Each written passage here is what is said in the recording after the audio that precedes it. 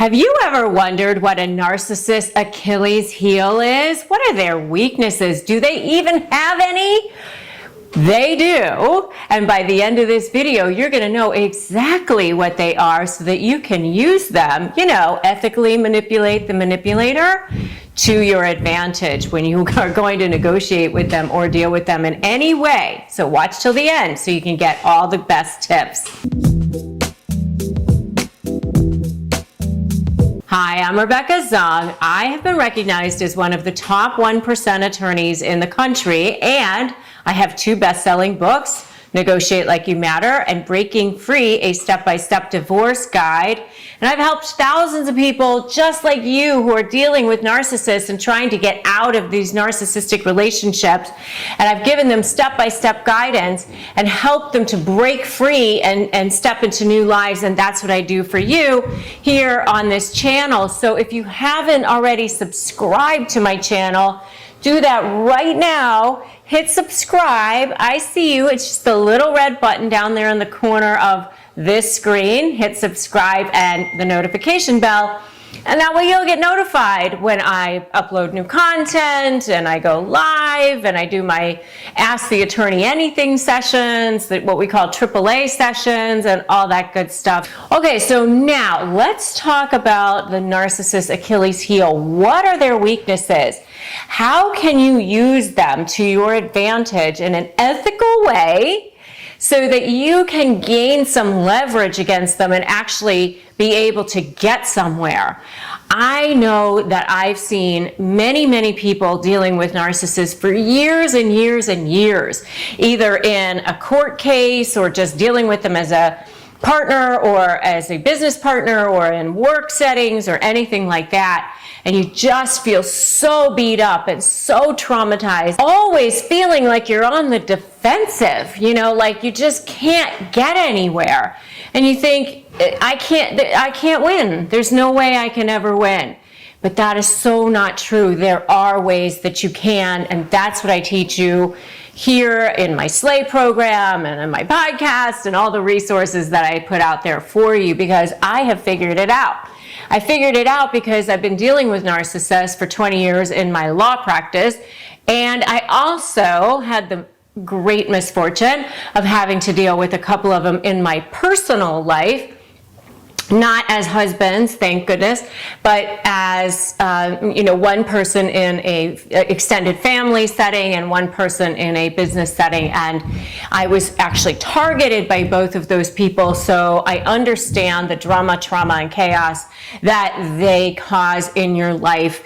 And that's why I have this mission, and I figured out how to gain leverage and create strategy, understanding the basic idea of what drives and motivates a narcissist, and be able to put that and layer that into the master negotiation skills that I've been able to acquire and learn over the many years of my law practice. So what I put together here for you is, what are the narcissist's biggest weaknesses? What is their Achilles heel? And then how can you be able to use that in your setting so that you can maybe actually get somewhere and not be years down the road and feeling like you're spinning your wheels and not getting anywhere.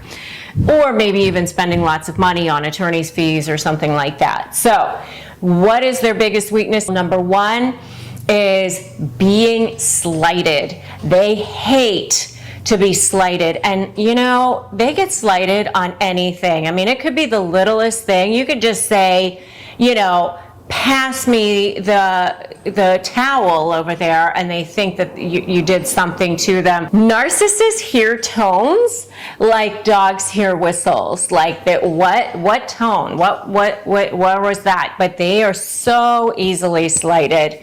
I once knew a guy who was like a flaming narcissist, and he came back to his wife one time, and he was even saying something about it to my husband and me. me that he was walking the dog, and this neighbor didn't say hello to him in the right way, and he went on and on and on about it for like, even told us about it. I mean, it was crazy, like, because somebody didn't say hello to him when they were walking the dog the right way. So they can be slighted in the littlest of things, but if they feel slighted, then, you know, that sends them off. It unnerves them. So that's definitely one of the narcissist's Achilles heels. Number 2 is losing. They are the worst losers, the worst sore losers on the planet. These are the ones that throw the game, the board game goes flying, they're in a huff. 2 weeks later, they're still mad. They're still bringing up, you're a cheater. You didn't play the right way. You had an advantage. There was some reason why they lost. It sticks with them for a really long time. They are seriously the most sore losers on the planet. And so losing in a competition is definitely one of the narcissist's Achilles heel. And number 3 is being rejected. When they get rejected, they hate that. They want to be the one doing the discarding. They don't want you to go and discard. And if you want to know more about what happens when you reject a narcissist and go no contact, check out my video on what happens when you reject a narcissist and go no contact. I go into much more detail as to what happens with them there in that video. But they don't like it, in short, because remember, a narcissist is driven by narcissistic supply. They have no sense of self, so all of it has to come from the external. And so they are supply whores, basically, is the word that I use. They'll take any form of supply. But, you know, narcissistic supply, of course, is anything that feeds their ego, including devaluing and discarding and doing all the things that they do that are heinous to people. But there are various hierarchies of supply to them, and some supply means more to them than others. And that's going to be the key in creating your leverage, by the way, because they definitely get supply from devaluing you and, you know, making you feel scared and intimidated and in fear and you know, paralyzed and gaslighting you and all of that. Of course, lots of great supply from that. Wonderful. They love it. And if you have seen a narcissist act like this in any setting, give me a definitely in the comments. But there are some sources of supply that actually mean more to them than that. But being rejected is definitely one of the ones that they really can't stand. You know, when you decide to go no contact, it's just a protection for you. And if you really want to know the difference, by the way, between ghosting, silent treatment, and no contact, check out my video on that. I have a whole video on that. But when you go no contact, it's a way to protect yourself. And they really cannot stand it. So that's an Achilles heel for them. And the last one, the one that means the most to them, is being exposed. They do not want to look bad in front of people that they respect. That means their image means more to them than absolutely anything. And when that happens, that's when they lose control. That's when they go insane. That's when you see that narcissistic injury is triggered, that narcissistic rage comes flying out. They get panicked, they lose control, and that's when it's, you know, a really good opportunity to, you know, think about how do you ethically manipulate that manipulator. The best spot, the sweet spot in that is going to be the threat of that, the threat of exposing them, because that's what they really don't want more than anything at all. And if you want to know more about what happens when a narcissist loses control, check out my video on when a narcissist loses control. It is not a pretty sight. They may even collapse.